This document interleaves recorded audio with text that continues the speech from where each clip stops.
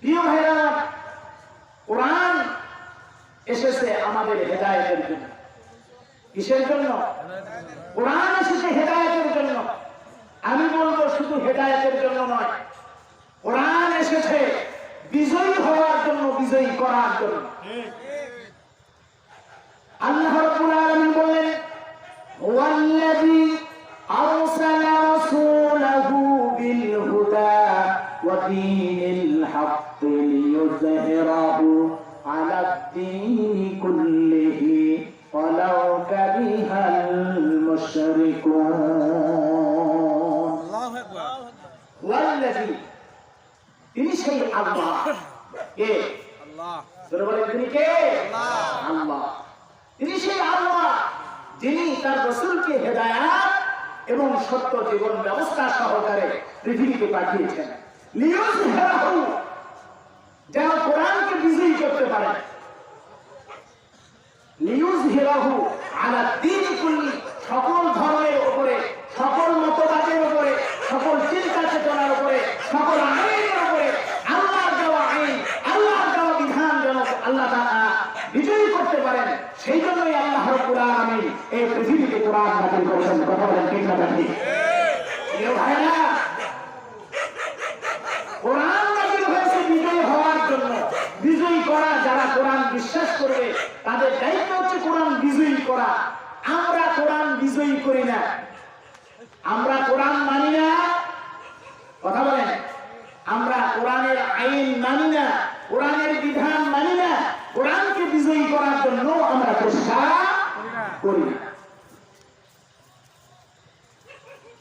অথচ কোরআন ছাড়া আমরা দুনিয়ার সব কিছু মেনে চলছি। কথা ঠিক না দেখি? প্রিয় ভাইরা, আজকে যদি আমাদের সমাজে কোরআন বিজয়ী হতো তাহলে এত ওয়াজ মাহফিলে, এত নসিহতের কোনো দরকার নাই। আমরা বারবার বলতেছি কোরআন হেদায়েতের কিতাব, সবাই নামাজ পড়েন, রোজা করেন, হজ করেন, যাকাত দেন, কিন্তু কেউ কথা শোনে না। কেউ কথা শোনে না, কেউ কথা শোনে না।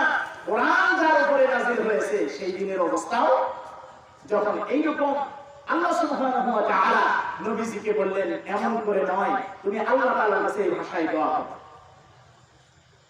অপরাধী নবী আপনি বলুন, আদখিলনি মুদখালা সিদকিন ওয়া আখরিজনি মুখরাজা সিদকিন ওয়াজআলনি মিন লাদুনকা সুলতানান নাসীরা।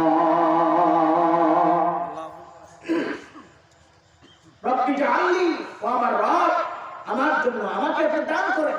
রব্বি জাআলনি মিন লাদুনকা, আপনার পক্ষ থেকে সুলতানান নাসীরা, দিন কায়েমের জন্য, কোরআন বিজয়ী করার জন্য।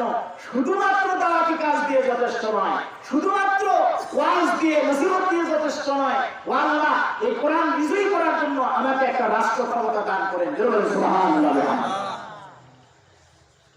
বলেন, এই কোরআন যদি আজকে সংসদে, এই কোরআন যদি একটি সংসদে স্পিকার সাহেব কোরআন বের করে যদি একদিন বলতেন, মাননীয় সংসদ সদস্যবৃন্দ, এই কোরআনুল কারীমের ৮২ জায়গায় আল্লাহ সুবহানাহু ওয়া তাআলা আকিমুস সালাত বলে নামাজ কায়েম করার কথা বলেছেন। সুতরাং শতকরা ৯০% মুসলমানের এই দেশ বাংলাদেশ, এই দেশে আজকে থেকে কোরআনের আইন মোতাবেক ৫ ওয়াক্ত নামাজ জামাতের সাথে প্রত্যেক মুসলমান যেখানেই থাকুক আদায় করা বাধ্যতামূলক। এই দিনের পক্ষে আপনারা কারা কারা আছেন, সেই দিন যদি থামেন, সেই দিন যদি ১৫১ জন সংসদ সদস্য হাত তুলে সমর্থন জানায়, তাহলে কোরআনের এই বিল পাস হবে না হবে না? কথা বলতে হবে, হবে না হবে না? হবে। আজকে যারা সংসদে আছে, আজকে যারা মাননীয় সংসদ সদস্য আছেন, তারা শতকরা যতজন সংসদ সদস্য আছেন, বলেন তো সেখানে মুসলমান বেশি না হিন্দু বেশি? কথা বলবে, মুসলমানের সংখ্যা বেশি। কিন্তু কোরআনের এই আইন সংসদে উপস্থাপন হলো, সংসদ সংসদে উপস্থাপন করার মতো মন মানসিকতা কারোরই কি কোনোদিন হয়েছে? কথা বলেন, হয়েছে না। যদি কোনোদিন এরকম অবস্থান হয়, সেই দিন আর নামাজের ওয়াজ করা লাগবে না। কথা বলেন, ওয়াজ করা লাগবে? ওরে বাবা, নামাজ এক ওয়াক্ত কাজা করলে, নামাজ এক ওয়াক্ত কাজা করলে প্রকাশ্য বাজারের মধ্যে একেবারে পেছনের উপরে মানে পাছায় একেবারে 20টা বেত্রাঘাত করবে, 80টা পেঁচ মারবে। ওরে বাবা, বলেন তো আর কেউ নামাজ কাজা করবে? আজান হওয়া মাত্রই সব ধুমাধাম বাজার ঘাট সব বন্ধ হয়ে যাবে আধা ঘন্টার জন্য। আধা ঘন্টা পরে আবার সব চালু হয়ে যাবে। তাহলে কোরআনের আইন চালু করা, কোরআনের আইন বাস্তবায়ন করা সহজ হলো না কঠিন হলো? এমনি করে আল্লাহ রাব্বুল আলামিন আমাদের জন্য এই কোরআনুল কারীমের ভিতরে শরীয়তের 500 বিধিবিধান নাযিল করেছেন, যেই বিধিবিধানগুলো সারাদিন ওয়াজ করে আপনি বাস্তবায়ন করতে পারবেন না। আপনি মনে করছেন, আমি মনে করছি খালি ওয়াজ করলে আর নসিহত করলেই আমার দায়িত্ব শেষ হয়ে গেল, কোরআন বিজয়ী করার দরকার নাই। কথা বল না কেন? বিশ্বনবী মুহাম্মদুর রাসূলুল্লাহ সাল্লাল্লাহু আলাইহি ওয়াসাল্লাম কোরআনের দাওয়াত নিয়ে তায়েফের ময়দানে গেলেন কোরআনকে বিজয়ী করার জন্য। সেখানে গিয়ে তায়েফবাসী 3 জন সরদারের কাছে কোরআনের দাওয়াত পেশ করলেন, দ্বীনের দাওয়াত পেশ করে তাদেরকে দ্বীনের দিকে আহ্বান জানালেন।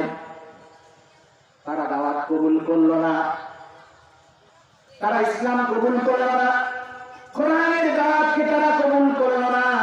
বরং বিশ্বনবী, প্রেমের নবী, ধ্যানের ছবি বিশ্বনবী মুহাম্মদ সাল্লাল্লাহু আলাইহি ওয়াসাল্লামের উপরে সন্ত্রাসী লেলিয়ে দিয়ে এলাকার সবচেয়ে দুষ্ট ছেলেপেলেদেরকে লেলিয়ে দিলে।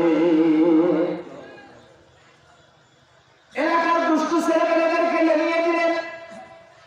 কেউ লাঠি দিয়ে, কেউ পাথর দিয়ে, কেউ বিভিন্ন ভাবে বিশ্বনবী সাল্লাল্লাহু আলাইহি ওয়াসাল্লামের উপরে ঝাঁপিয়ে পড়লো, আঘাত করলো। আঘাতের আঘাতে বিশ্বনবী সাল্লাল্লাহু আলাইহি ওয়াসাল্লাম রক্তাক্ত হয়ে গেলেন। তিনি বেহুশ হয়ে পড়ে যাচ্ছিলেন। তার সঙ্গী ছিলেন হযরত যায়েদ বিন হারিসা রাদিয়াল্লাহু তাআলা আনহু। তিনি বিশ্বনবীর কাছে তাকে খেদমত দিচ্ছেন। নবীজি যখন জ্ঞান ফিরে আসছেন, তখন তার শরীরের রক্তগুলো আবার শরীরের মধ্যে মুছে দিচ্ছেন, মুছতেছেন। নবীজিকে জিজ্ঞাসা করলেন, ওগো নবী, প্রেমের ছবি, আপনি আপনার শরীরের রক্তগুলো আবার শরীরের মধ্যে মুছে দিচ্ছেন, তার অর্থ কি? আপনার এই রক্তগুলো আবার শরীরের মধ্যে প্রবেশ করবে নাকি?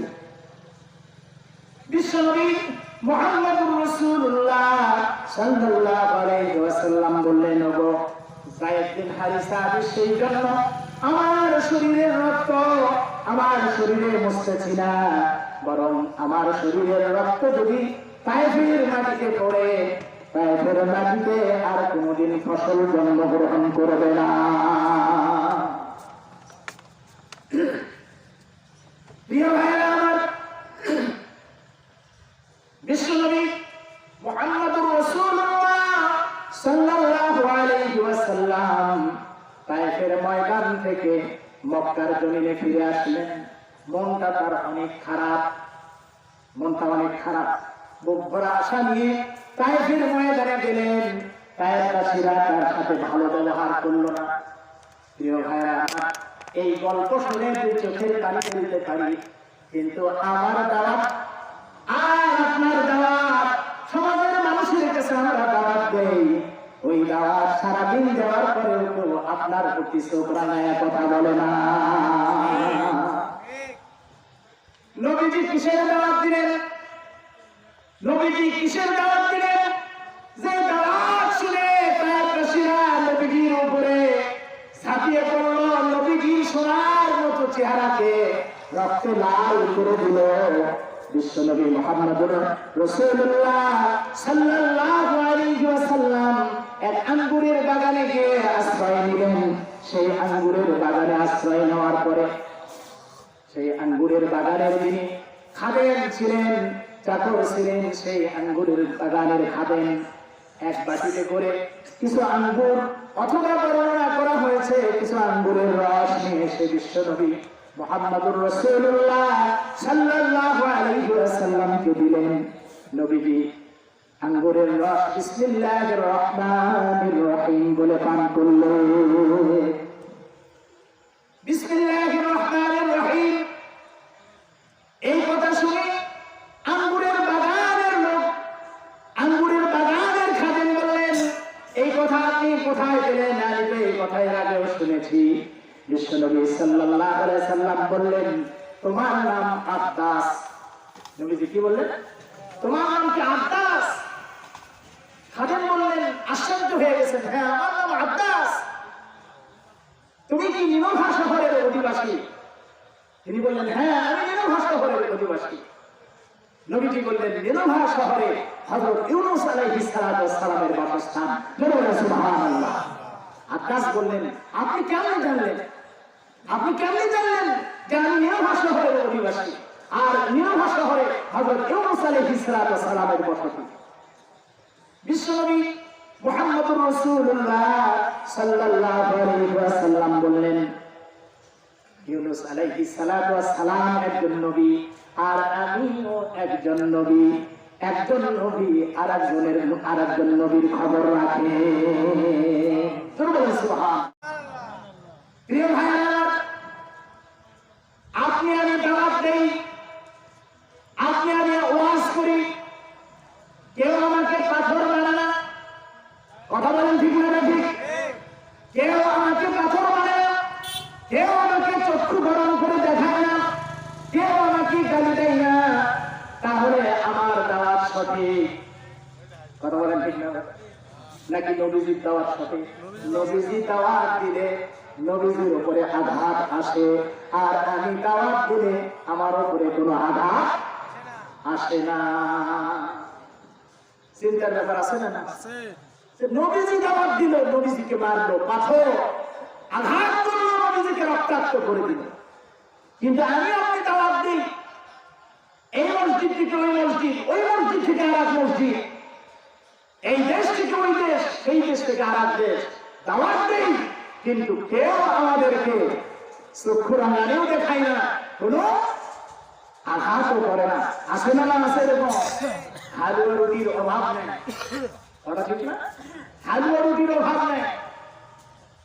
তার মানে বুঝতে হবে, হয় নবীজির দাওয়াত সঠিক, না হলে আমার দাওয়াত সঠিক। কথা কম। আজকে আমি আর আপনি কোন ভুলের মধ্যে আছি সেটা আমাদেরকে বোঝার চেষ্টা করার দরকার আছে না? না আছে? প্রিয় ভাইরা, বিশ্বনবী মুহাম্মদুর রাসূলুল্লাহ সাল্লাল্লাহু আলাইহি ওয়াসাল্লাম আল্লাহর এই জমিনে আল্লাহর কোরআনকে বিজয়ী করার জন্য তো কোরআনের দাওয়াত দিয়েছেন।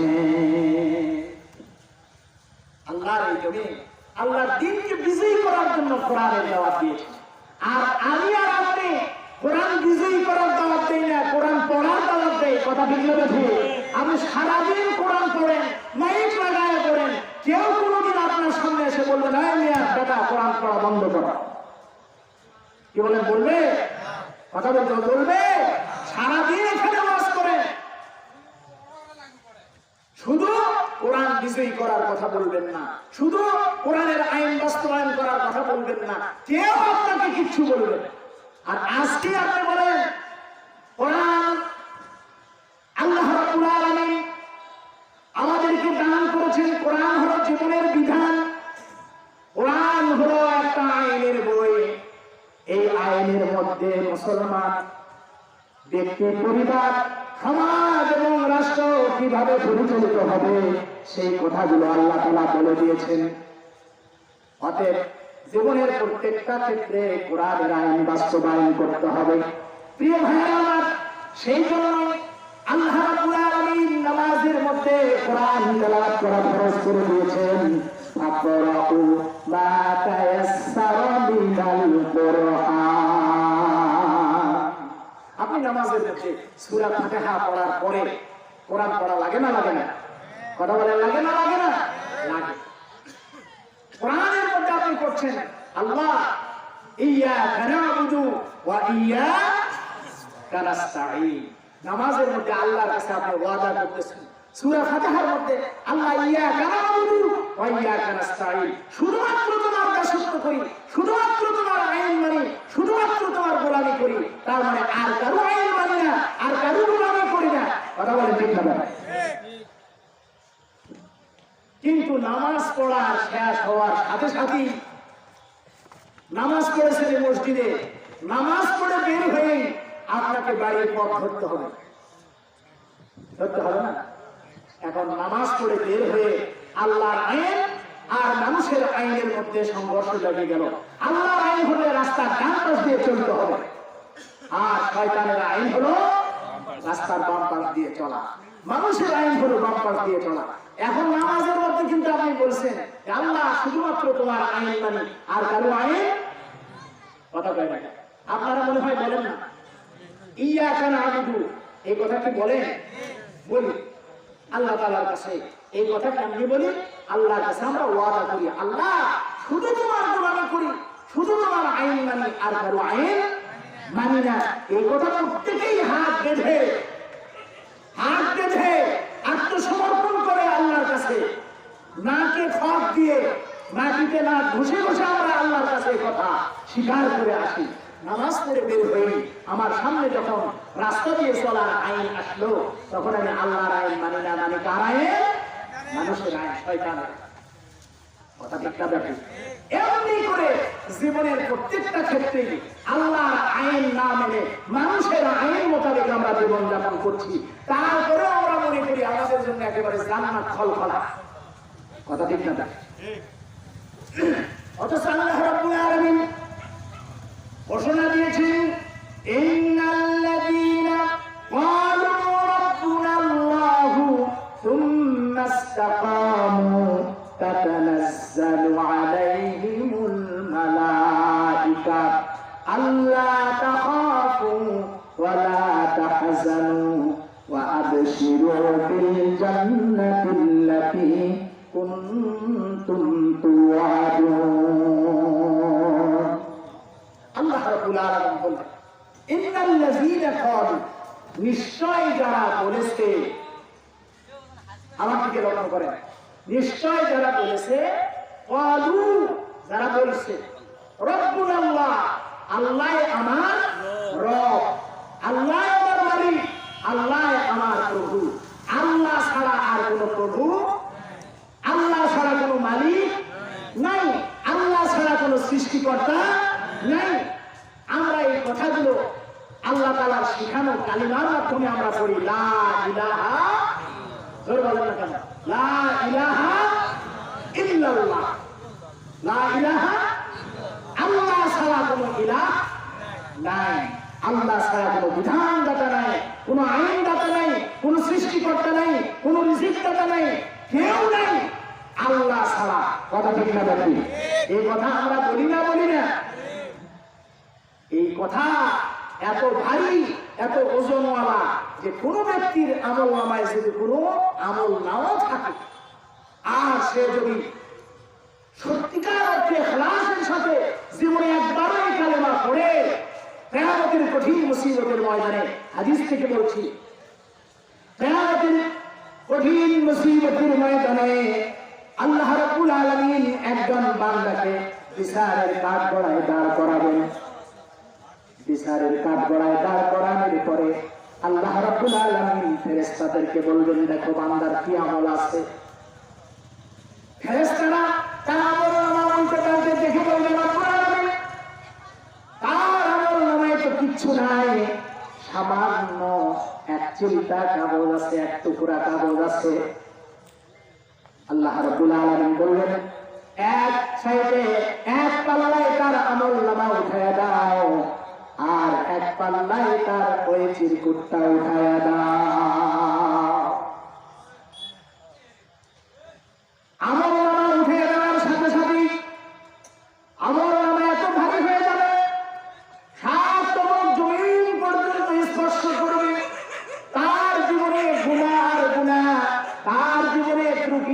ত্রুটি, এই ত্রুটি দিয়ে ভরা জীবনের আমলনামা জমিন স্পর্শ করবে।